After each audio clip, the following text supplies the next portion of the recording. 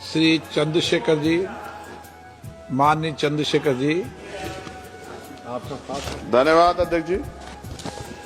अध्यक्ष जी, मैं आजाद समाज पार्टी काशीराम की ओर से स्वास्थ्य सुरक्षा से राष्ट्रीय सुरक्षा उपकर विधेयक 2025 पे अपनी बात रख रहा हूं। यह विधेयक जितना बड़ा नाम लेकर आया है उतने ही बड़े सवाल साथ लाया है।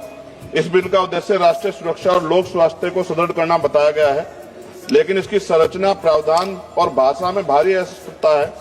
अतिशक्तियां और राजस्व वसूली की प्रवृत्ति स्पष्ट रूप से दिखाई देती है। विधेयक का उद्देश्य स्पष्ट नहीं है, नाम बड़ा और दिशा धुंधली। सरकार कहती है कि उपकर राष्ट्रीय सुरक्षा और लोक स्वास्थ्य पर व्यय को पूरा करेगा, लेकिन कौन सी राष्ट्रीय सुरक्षा परियोजना, कौन सा स्वास्थ्य कार्यक्रम, कितना फंड किस योजना को मिलेगा, किस मंत्रालय को कितना आवंटन होगा, विधेयक में एक भी ठोस उल्लेख नहीं। इससे यह उपकर विषय वस्तु के बिना नाम मात्र का कर बनकर रह जाता है। अध्यक्ष जी, विधेयक स्पष्ट कहता है कि उपकर का पैसा कंसोलिडेटेड फंड और ऑफ इंडिया में जमा होगा। इसका अर्थ है पैसा किसी भी सामान्य सरकारी खर्च में मोड़ा जा सकता है।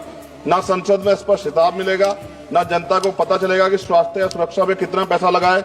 यदि पैसा कहीं भी जा सकता है तो इस उपकर का नाम स्वास्थ्य सुरक्षा क्यों? उत्पादन आधारित उपकर उद्योग पर भारी प्रहार। इस बिल में मशीनों की क्षमता और उत्पादन पर उपकर लगाया जाएगा। इतना भारी उपकर छोटे उद्योग को समाप्त करेगा, मध्यम उद्योग को अस्थिर करेगा, लाखों परिवारों की आजीविका खतरे में पड़ेगी, उत्पादकों पर अनुचित आर्थिक दबाव पड़ेगा। क्या सरकार उत्पादन और उद्यमियों को दंडित करना चाहती है बिल लाकर? क्या अधिकारियों को अत्यधिक सख्त या भ्रष्टाचार का खतरा दोगुना? विधेयक में तलाशी, जब्ती, छापे, निरीक्षण, गिरफ्तारी और सख्त ऑडिट के विशाल अधिकार संयुक्त आयुक्त स्तर के अधिकारियों को दिए गए हैं। इससे अधिक शक्तियों से दमनकारी कर वसूली बढ़ेगी, व्यवसायी भय में काम करेंगे, भ्रष्टाचार और रेंट स्कीम को बढ़ावा मिलेगा। इतिहास गवाह है, कभी अत्यधिक दमन से न अनुपालन बढ़ता न राजस्व। अवैध छुपा हुआ भूमिगत उत्पादन बढ़ेगा। जब मशीन की क्षमता पर भारी उपकर लगाया जाएगा तो उद्योग उत्पादन छुपाएंगे, अवैध यूनिटें चलाएंगे, अंडरग्राउंड फैक्ट्रियां बढ़ेंगी, काला बाजार मजबूत होगा और WHO के अनुसार GST सेस बढ़ने के बाद अवैध बाजार में 13,000 करोड़ तक दुगना हुआ है। क्या सरकार वही गलती दोहराना चाहती है? नशीले उत्पादों की मांग कीमत बढ़ने पर भी नहीं घटती। अध्यक्ष जी, पान मसाला जैसे उत्पाद एडिक्टिव है। कीमत बढ़ने से इनके उपभोक्ता कम नहीं होते, बल्कि गरीब लोग सस्ते, मिलावटी, जहरीले, काला बाजार उत्पाद खरीदते हैं। स्वास्थ्य जोखिम में बढ़ता है, सरकारी अस्पतालों पर बोझ बढ़ता है, समाज में दीर्घकालिक नुकसान होता है। क्या यह स्वास्थ्य सुरक्षा या स्वास्थ्य संकट है? राज्यों को उनका संवैधानिक हिस्सा न मिलना, इससे उपकर नॉन डिविजिबल है। इसका अर्थ है राज्यों को इसमें से ₹1 का भी हिस्सा नहीं मिलेगा। केंद्रवाद बढ़ेगा, राज्यों की वित्तीय स्वायत्तता कमजोर होगी, विकास योजना पर प्रतिकूल प्रभाव पड़ेगा। राज्यों का हक क्यों छीना जा रहा है? अध्यक्ष जी, विधेयक को संसदीय परीक्षण से बचाकर जल्दी पारित करने की कोशिश गलत। इतना महत्वपूर्ण और व्यापक प्रभाव वाला विधेयक उद्योग, उपभोक्ता, राज्यों, कर प्रणाली, आर्थिक गतिविधि सभी को प्रभावित करता है।